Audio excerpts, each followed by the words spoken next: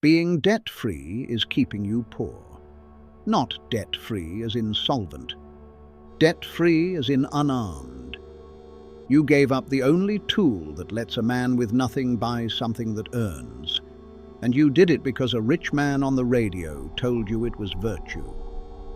And here's what he never mentions. You gave it up for nothing.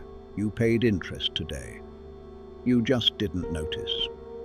It came out at the gas pump, in the minimum payment, in the $200 that left your account before you woke up. Somebody earned that. Somebody with a desk. And he'll earn it again next month while you tell yourself you're careful with money. So you carry the debt that eats you and refuse the debt that feeds you. Both at once. And you call it discipline. Meanwhile, the man who owns the building you rent borrowed $900,000 to buy it and hasn't paid $1 of it out of his own pocket. You pay it. Every month you hand him the payment and call it rent. He owes 100 times what you owe and sleeps better than you do. Nobody taught you this in school. They taught you the opposite, that owing money is a moral failure. And the men who wrote that lesson borrow for a living. After this, one question attaches itself to every dollar you owe, and you will not be able to unhear it. They will hand you money for anything that dies. Point it at something that pays you. You'll walk out of here with one number, the exact amount a borrowed dollar has to earn before you're allowed to touch it. That number decides whether debt feeds you or bleeds you, and almost nobody carrying a balance can tell you what theirs is. This isn't for the man who needs the radio to keep approving of him. 6 ways. Money that was never yours ends up on your side of the table. The price of understanding them is that you stop being the man everyone describes as sensible. Somebody who loves you is going to hate the next thing you sign. Interest is the rent you pay on a decision you made once. The Federal Reserve Bank of New York tracks what American households owe on credit cards alone. That number crossed $1 trillion. $1 trillion of borrowed money, and almost none of it bought anything that produces $1 back. It bought televisions, weddings, dinners, a phone that's already obsolete. It bought things that were worth less the moment they were carried out of the store. The design is working exactly as it was drawn. I've watched men handle this the same way for years. Here's how it looks. A guy clears $2,400 a month. Rent, $1,100. Car note, $412, on a vehicle worth less than what he still owes.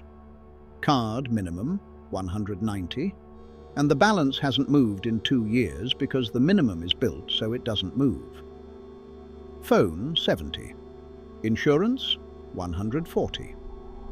He works overtime in December to cover Christmas and pays for Christmas until April. He has never once been late. He is proud of that. He tells his kid that he's never been late. He is renting his own paycheck back from 4 companies. That's a career in this arrangement. 40 years of it. You sell your best hours for a wage, the wage arrives already spoken for, and the retirement fiction at the end of it says you'll finally live once your knees are gone. The rat race runs on a payment schedule with a man sealed inside it. Here's what nobody explains at that desk. Every borrowed dollar points somewhere. It points at something that pays you, or it points at something that eats you. The lender does not care which direction it points. He gets his interest either way, from the man buying the machine and from the man buying the sofa. And one of those 2 men is quietly working for him for the rest of his life. Debt doesn't make you poor. Direction does.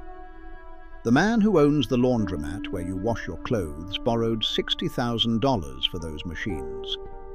Every quarter that drops in pays a piece of it back. He carries more debt than you and worries less, because his debt clocks in every morning. You carry $11,000 and can't sleep because your debt has no job. It sits there and consumes. One of you borrowed to buy a payment. The other borrowed to buy a pair. Right now, in your head, name the largest thing you owe money on. One word: car, card, school. Now answer this. What does it earn you? If the answer is nothing, you already understand what the rest of this is about. Move 1. The spread. Machiavelli warned princes about borrowed arms, mercenaries and auxiliaries, because a man who fights with someone else's soldiers is never truly secure. Borrowed money is the one borrowed weapon that breaks his rule, on one condition. It has to be aimed at something that earns. Here's the number. You borrow $3,000 at 12% over 3 years. Your payment is just under $100 a month. That's the cost of the money. $100 a month, 36 times. Now the money has to go to work. $3,000 buys a used direct-to-film printer, a heat press, and enough film and ink to start. Small businesses pay $12 to $15 a shirt for custom-printed apparel in small runs. Gyms, church groups, youth leagues. A plumber who wants 40 shirts with his number across the back. Take one order. 40 shirts at $14 is $560. Blanks, film and ink run about $550 a shirt, so $220 goes back out. $340 in your hand for 2 evenings of machine time. 2 orders a month is $680. The money costs $100. $580 a month of gap, while a stranger's money buys the machine. And in 36 months, the payment dies and the machine is yours. That gap, the $580, is the only thing that matters. That's the spread. That is the number I told you you'd walk out with. The rule is one sentence. Borrowed money must pay its own note, plus a margin before a single dollar of it touches your life. Money you borrow is a soldier. It either brings back food or it eats at your table. Run that on the last thing you financed. The truck, the couch, the card. What was its spread? It was negative every month, and you carried it anyway, and you called it normal. But a machine you can carry in one hand is a small war. The men who got rich on other people's money learned something harder. Sometimes you never have to buy the thing at all. Move 2. Borrow the asset, not the money. A young man went to Texas to buy a bank. The deal collapsed. He was stuck in a boom town where every bed was taken, and he watched oil workers rent beds in 8-hour shifts. One man sleeping while another one worked. 3 men per mattress per day. His name was Conrad Hilton. He put down a small slice of his own savings and borrowed the rest to take over a run-down hotel called the Mobley. Then he ripped out the dining room and turned it into more rooms. Because the diners paid once, and the sleepers paid 3 times a day. He built an empire mostly on properties he never owned outright. He leased them. He controlled the earnings without carrying the purchase. That option is sitting in front of you right now, and you keep walking past it. You want a food business. A commercial kitchen build-out costs $60,000 to $90,000, so you never start. A licensed commissary kitchen rents by the hour, usually $15 to $25, and you pay only for the hours you stand in it. Run the whole thing. 8 hours a week at $22 is $176 a week, $763 a month. 60 meal boxes a week at $12 brings in $720. Food and packaging run about $5.75 a box, so $345 goes straight back out. That leaves $375 a week, $1,625 a month, before the kitchen gets paid. Pay the kitchen. Take out $90 a month for the license and the insurance. $770 a month, and about 10 hours a week of your own hands. Nobody is retiring on that. That's the point. You bought yourself a job you own instead of a job you were given, without $90,000 and without a lease that outlives your interest in it. The building stays somebody else's problem, and the customers are yours. The same door is open on everything expensive. A barber rents a chair instead of a shop. A detailer rents a bay by the day. A hauler rents a truck by the hour from a hardware store instead of financing a van. Rent the machine, own the customers. Own the thing that pays, rent the thing that costs. Move 3. Buy the income, don't build it. Henry Kravis did not get rich building companies. He bought them with their own money. He and his partners would find a business throwing off steady cash, borrow the purchase price against the business itself, put in a thin slice of their own equity, and let the company's earnings retire the loan. When one of the largest of those deals closed, the price ran into the tens of billions, and almost none of it came out of their pockets. They ended up owning things no one could write a check for.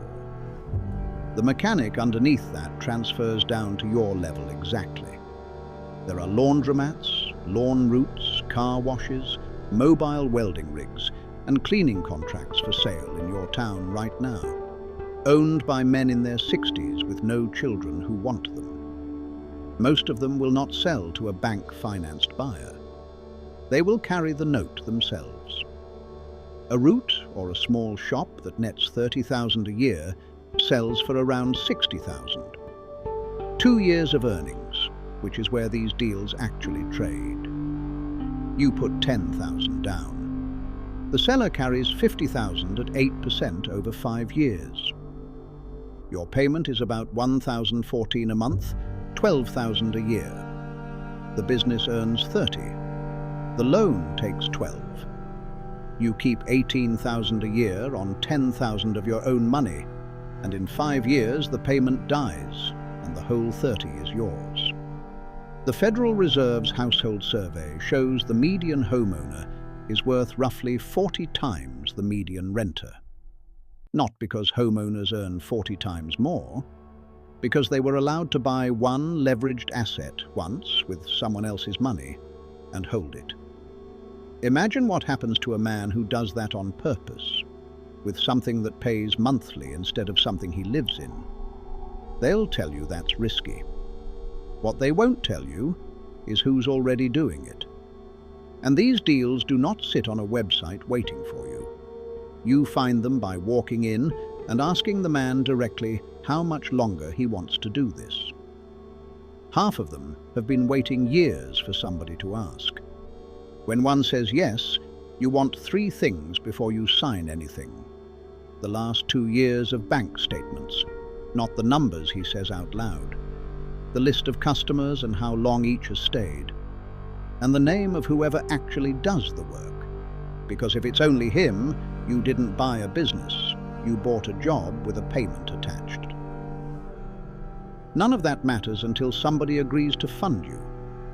And that is where most men stop. One no from one desk, and they quietly file themselves away as the kind of man nobody lends to. Somebody should tell them what 32 no's are actually worth. Kathy Hughes had sold her house. She and her small son were sleeping on the floor of a struggling AM radio station in Washington because she had put everything into buying it and there was nowhere else to sleep. To get it, she had walked into bank after bank. More than 30 of them told her no.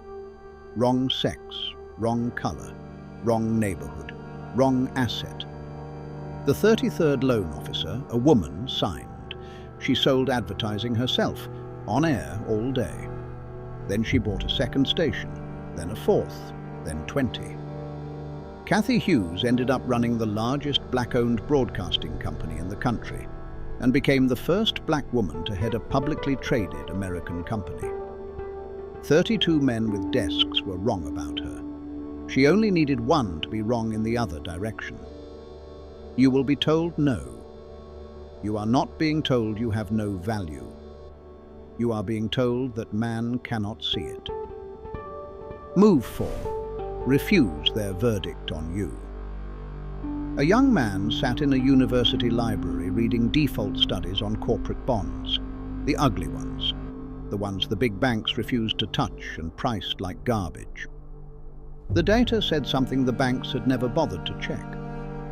Those bonds defaulted, yes, but they paid so much more interest that a spread of them beat the safe ones anyway.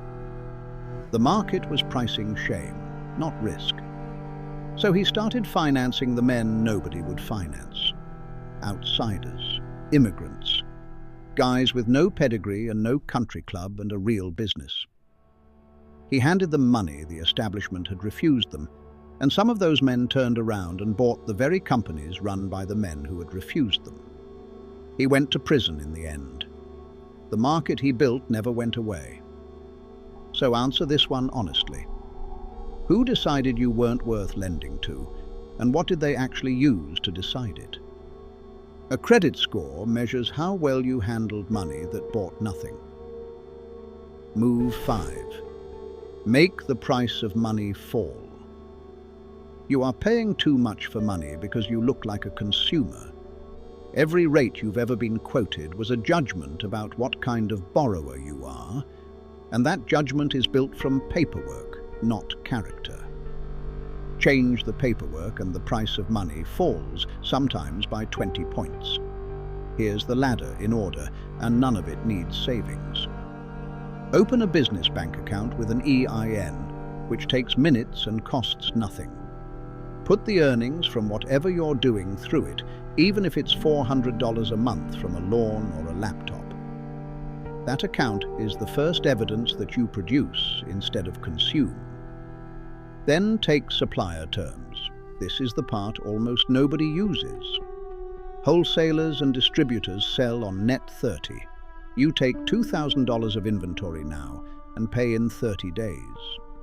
If you sell it in 20, you paid the supplier out of your customer's money, and the loan cost you 0. That is free capital, and it grows every time you pay on time. Some vendors report those payments, which builds a business credit file that has nothing to do with your personal score. Then, the small institutional money. Federal microloans run through community lenders average around $13,000, and they are written specifically for people commercial banks decline.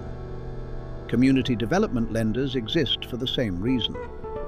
They rid your business, not your childhood. Then, and only then, a line of credit, opened while you don't need it, because nobody lends to a man who's desperate. 2 things kill applications before anyone reads them. 1.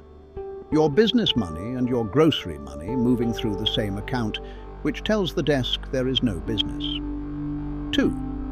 A personal card sitting near its limit, because the ratio between what you owe and what you're allowed to owe moves your score more than almost anything else you can control in a month. Paying it down to 1/3 of the limit costs you nothing but sequence, and it lowers the price of every dollar you borrow for the next decade. Cheap money goes to men who look like they don't need it. So stop looking like you do. Name the last time you paid interest on something that produced income. If you can't remember one, that's the whole problem, and it's fixable this month. Move 6. Point it at something that runs without you. The oldest version of this was a man borrowing to buy a machine. The current version is better, and it will not stay this open for long. Small digital businesses that already earn money get sold every day. Content sites, newsletters, app subscriptions, online stores, tool businesses. They trade for roughly 2 to 3 years of monthly profit. A site clearing $600 a month sells for about $18,000. Put $6,000 down. The seller carries $12,000 at 10% over 3 years, about $387 a month. The asset earns $600. You keep $213 a month while it pays for itself, and when the note dies, you own $600 a month that arrives whether you're awake or not. Now add what changed. The work that used to require 3 employees, writing, support, listings, translation, editing, runs on software you rent for $60 a month. The margin on those small assets went up, while the price of buying them stayed where it was. That gap is open right now, and it is being closed by people who noticed it early. You don't have 6,000. Then start on the other end. $1,200 borrowed buys a laptop and a year of tools. Local businesses, plumbers, dentists, gyms, roofers, pay $500 to $800 a month for someone who handles their content and their follow-up. One client covers the debt and the tools in the first month. 3 clients is more than most men clear in overtime. What I make here was made once and keeps working long after the making. That's what borrowed money is supposed to buy. The question is what yours is currently pointed at. Borrow to buy a worker who never sleeps, never quits, and never asks for a raise. You are not debt-averse. You are debt-obedient. You've carried a car note without blinking. You've carried a card balance for years. You've paid a landlord's mortgage every month with the calm of a man who thinks he isn't in the debt business. And the first time somebody suggested borrowing $1,500 for something that earns, you got cautious. I know a man who signed for $9,500 on a truck without reading the second page. Same man, 6 months later, was offered a used trailer and equipment for $1,500. Work already lined up, $400 a month in it. And he turned it down and said he doesn't like debt. He drives that truck to a job he hates. He gets a raise of about $40 a month if he keeps his head down. He has both hands full and calls it discipline. Understand what was done to you. Borrowing to consume was made normal. Commercials, credit limits, a man in a suit smiling across a desk. Borrowing to produce was made frightening, and the fear was handed to you by men who borrow for a living. It is the cleanest trick in the arrangement. Keep the crowd financing things that die. Keep the ownership class financing things that pay. And let the first group's interest buy the second group's assets. They never had to take the tool out of your hands. They only had to make you proud of putting it down. Your interest payments are somebody else's income. You've been an investment for years. So, what have you financed in the last 5 years that pays you back a single dollar? 2 men leave here. The first one agrees with all of it, feels something for an hour and goes back to being the safest man on his street. Never late, never ahead, still asking permission at 55. The second one goes and finds one number. What the cheapest money available to him actually costs per month, and what one asset in his reach actually earns per month. He compares the two. Everything changes from there, and it changes quietly. If you just understood what you put down, write one word in the comments. Armed. I'll know who you are. Most of what's said here doesn't survive contact with a crowd. It gets softened, argued down, laughed at by people who are proud of having nothing to lose and nothing to show. So it stays here. The grey eminence is where it stays, and subscribing is how you get the rest of it. The moves that turn a small income into ownership. The ones that decide whether a man ends up holding assets or holding a schedule. Most who watch this will never touch that button. That is exactly why they'll be in the same chair, on the same wage, telling the same story about being careful with money. Subscribe if you intend to be on the other side of the desk. They will hand you money for anything that dies. Point it at something that pays you.